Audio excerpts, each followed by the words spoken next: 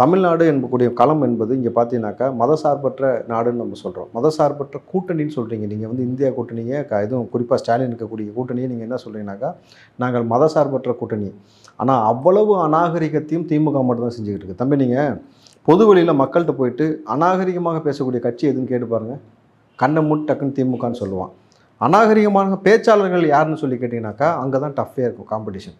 Sivaji Krishnamurthy, RS பாரதியா, இந்த பக்கம் ராசாவா, பொன்முடியா, இந்த பக்கம் துரைமுருகனா, இந்த மாதிரி பல இடர்பாடுகள் இருக்கும். அந்த காம்படிஷனுக்குள்ளே உதயநிதி அப்பப்போக்கு வந்துட்டு வர போவாப்புல.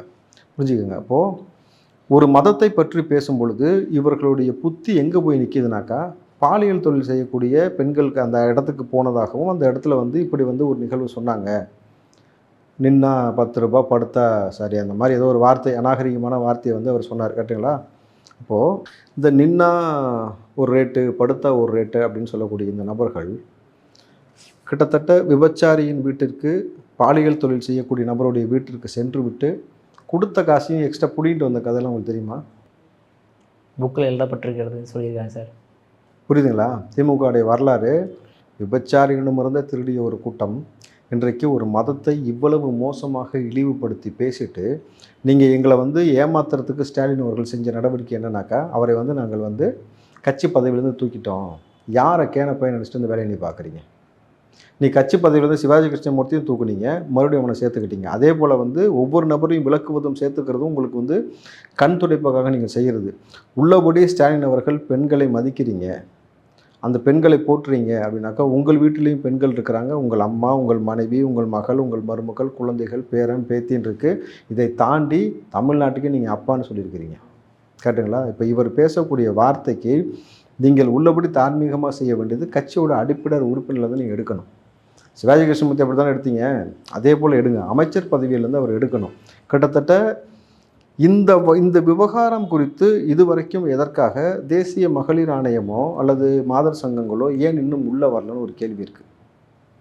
நீங்கள் இது வந்து ரொம்ப சாதாரணமாக ஒரு விஷயத்தை கடந்து போயிட முடியாது. இதில் நம்ம யாரை முதல்ல கேள்வி கேட்கணும் சொல்லுங்கள்? திமுகவில் இது குறித்து சொல்லுங்கள் பார்ப்போம். பொதுவாக யார்கிட்ட கேட்பீங்க? இந்துக்கள், வைணவர், சைனவர்கள். இல்லை, அப்படி கேட்க மாட்டாங்க.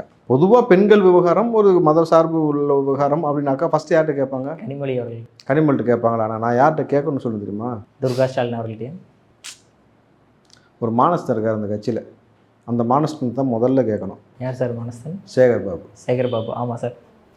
நீங்கள் ஆன்மீக ஆட்சின்னு சொல்லி எல்லா ஆன்மீக ஆட்சின்னு சொல்லிட்டு இங்கே வந்து நீங்கள் ஸ்டாலின் அவர்களுக்கு முட்டு கொடுத்து கொண்டு இங்கே நடப்பது வந்து இங்கே வந்து திராவிட ஆட்சி கிடையாது, ஆன்மீக ஆட்சின்னு சொல்லிக்கொண்டு உங்கள் கூட இருக்கக்கூடிய ஒரு சக அமைச்சர் இப்படி ஒரு மதத்தை இழிவுபடுத்துவது, பாலியல் தொழில் செய்யக்கூடிய நபர் இப்படி சொன்னான்ற மாதிரியும் அது எந்த மாதிரியான விஷயத்துக்கு எதிர்க்க ஒப்பிட்டு காணும்போது, சேகர் பாபு நீ இப்போ என்ன பண்ணிட்டு இருக்கு? எல்லாத்துக்கும் வாய்க்கிலேயே பேசவே முதல்ல வந்து இதுக்கு நீ ஏன் பேசலை? இந்த ப்ரெஸ் மீட் கொடுக்கல சார். கொடுத்தா ஏதாவது பதில் சொல்லி கொடுப்பாரு. ஏன் ஓடி ஒளிறீங்கன்ற ஏன் வெக்கமா இல்லையா உங்களுக்கு? ஃபஸ்ட்டு சேகர் பாபு இதுக்கு பதில் சொல்லணும்.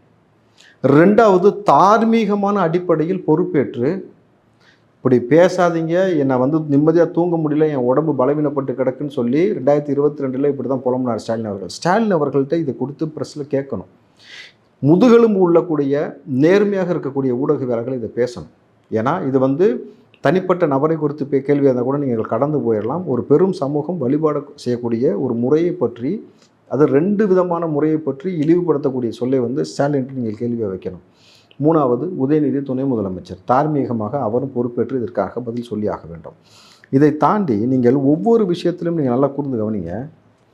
நீங்கள் பொதுமக்களிடம் போய் இந்த பொன்முடி அவர்கள் பேசிய இந்த காணொலியை குறித்து நீங்கள் கேள்வி கேட்டாக்கா பொதுமக்கள் என்ன சொல்கிறாங்க சொல்லுங்கள்? செருப்படுத்தலாம் காட்டுறாங்க சார். செருப்பாலையே அடிக்கணும் அவரை அப்படின்ற மாதிரிலாம் ரொம்ப கடுமையான சொற்களை பயன்படுத்துகிறாங்க.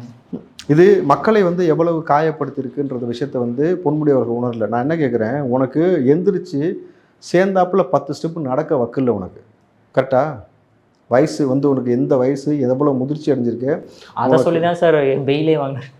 அதைத்தான் சொல்கிறேன். உனக்கு கேஸுன்னு வரும்பொழுது நீதிமன்றத்தில் எனக்கு வயசாயிருச்சுன்ற, கேஸுன்னு வந்தால் வயசாகிடுச்சுன்னா இங்கே லூஸு மாதிரி வந்து உட்காந்து பேசிக்கிட்டு உன்னால் வந்து எதை சொல்லுவேன், எந்திரிச்சு நிற்க வக்கில் அதானுக்கு 72 அருவாமனையான ஒரு பழமொழி இருக்குது, புரியுதுங்களா?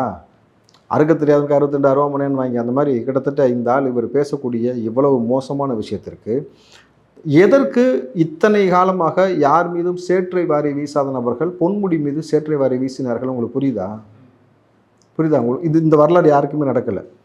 பொன்முடி மட்டும்தான் பார்த்தீங்கன்னாக்கா தொடர்ச்சியாக ஓஷி, எஸ்சி இந்த வார்த்தையை பயன்படுத்தியது. அந்த ஆளுக்கு இயல்பாகவே வந்து பார்த்தீங்கன்னாக்கா சாதிய புத்தியும் சாதிய ஆதிக்க மனப்பான்மையும் அதிகமாக உள்ளது. இந்த பிளவாடக்கூடிய அரசியலை பேசக்கூடியது.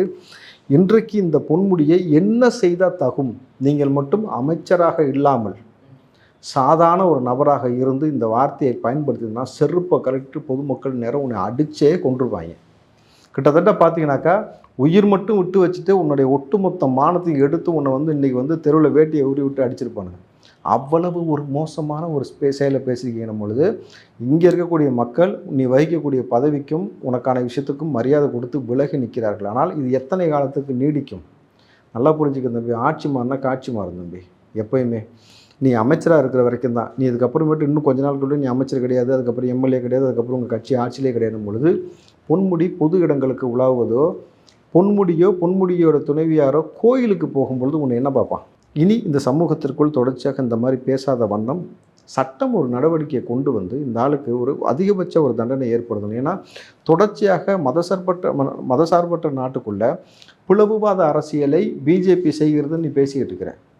ஆனால் இந்த பிளவுவாத அரசியலை திமுக இருக்கக்கூடிய நபர்கள் செய்து கொண்டிருக்கும் பொழுது இது சமூகத்திற்குள் எவ்வளோ பேராபத்தில் புரியுது. இதை நம்ம கடந்து போகிறோம் பாருங்கள். அதனால தான் சிவாஜி கிருஷ்ணமூர்த்தி மாதிரியும் பல நபர்கள்லாம் உள்ளே பூந்து ரொம்ப துணிச்சலாக பேசக்கூடியதெல்லாம் எங்கே வந்துச்சு? சிவாஜி கிருஷ்ணமூர்த்தியை 4 பொம்பளைக்கு செருப்பால் அடிச்சிருந்தா பேசுவானா? அந்த ஆள் பேர் என்ன தெரியுமா?